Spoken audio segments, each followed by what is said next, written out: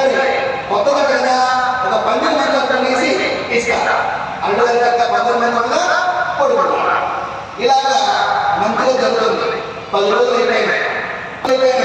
దీని నెల సంపాదన 15 రోజులు అయిపోయింది. కానీ ఇంకా చేస్తారు వీడి దుంపగా వీళ్ళు అర్థం చేసుకుంటారని బాగా మాట్లాడుకొని ఇలాగ దొరకలేదు కదా అని చెప్పి ఆ రోజు కొంచెం అన్నం పెట్టి పచ్చడి వేసి మంచిగా చూస్తారు.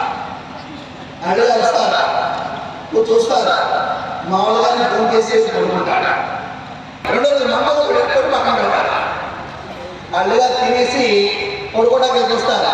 ఎరిగిపోయిన మంచారా ఏముంటుందని ఇంటికి చూస్తే కరెక్ట్గా పడుకుంటాడా. వీడు అర్థం చేసుకోవడం మన బాగానే బాగా కట్ట మీద రాస్తాడా. ఏ అతడైనా 3 రాత్రులు నిద్ర చేయడం అని స్నానం చేస్తే అడుగుదారు చదువుకుంటారు. అమ్మ నన్ను పంపించడానికి నిద్రలేస్తున్నామని మానవసత్వంలో తీసుకుంటారు. అవును నేను 3 రాత్రులు నిద్ర చేస్తాను. శివరాత్రి నవరాత్రి రాత్రులు రాస్తాను.